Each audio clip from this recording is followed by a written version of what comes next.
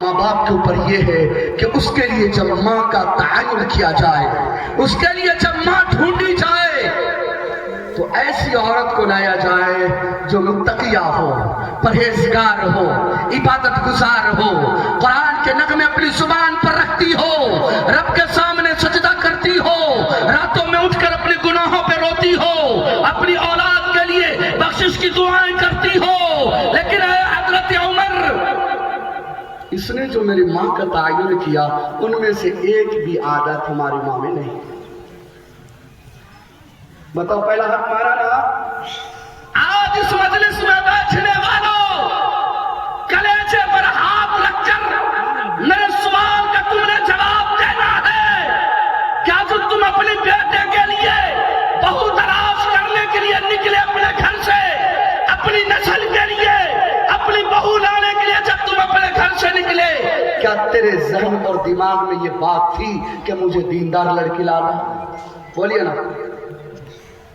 بولیے نا، جواب ہے، جواب ہے۔ میں سور بازار میں بنگلور کے بعد 2015 آیا، 15 میں تو عصر کی نماز کے بعد میں بیٹھا تھا، ایک شخص آیا، بولا مولانا میں لڑکا دیکھنے کے لیے آیا ہوں، لیکن آپ امام ہیں، آپ صحیح بات بتا دیجئے گا، آپ مجھے بتائیے فلنما کا بیٹا کیسا؟ وہ آدمی بڑا چلاک تھا، مسلح پہ پوچھ لیا تاکہ مولوی صاحب جھوٹو نہ بول پائے۔ تو میں کیسے بولتا؟ میں نے کہا کہ بابو بہت اچھا ہے، میں نے اس کو لڑتے نہیں دیکھا، شراب پیتے نہیں دیکھا، میں نے اسے کسی سے جھگڑتے نہیں دیکھا، لیکن اس کے اندر ایک بہت ہی گندی عادت ہے۔ تو اس کا کان کھڑا ہو گیا، اس کا کان کھڑا ہو گیا، بولا مولانا بتائیں نہ دیجیے کون سی گندی عادت ہے؟ میں نے بولا وہ بے نمازی ہے۔ میں نے کیا کہا؟ میں نے کہا وہ بے نمازی ہے۔ او حضرت آپ بولے بہت گندی عادت، ہم سوچے کہ لگتا ہے کچھ اور بات ہے، یہ بے نمازی، آدھا نماز تو کبھی پڑھ لے گا۔ یہ اس قوم کی حالات ہے۔ لوگوں تم نے اپنی نسلوں کے پہلے حق کو مارا، اور وہ پہلا حق یہ تھا کہ دیندار خواتین کو اپنے گھر میں لاتے، لیکن تم نے 2 ٹکے کی چکر میں تم نے اپنے بیٹے کی جس طرح گائے اور بیل اور بھینس، ڈنگر، بکرے، بکریاں، پاڑیوں کی بوریاں لگتی ہے، تم نے اپنے بچے کو جانور سمجھ کر بیٹی والوں کے سامنے بولی لگایا۔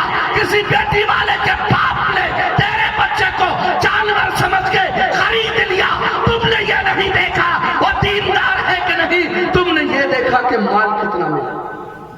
میں غلط بول رہا ہوں تو بولو کہ مولوی غلط بول رہا ہے، بولو مولوی غلط بول رہا ہے، غلط بول رہا ہوں۔ شلہ لگا لگا کے تھک گیا، بیٹے کی شادی میں دہیج لینے میں شرم نہیں آتی۔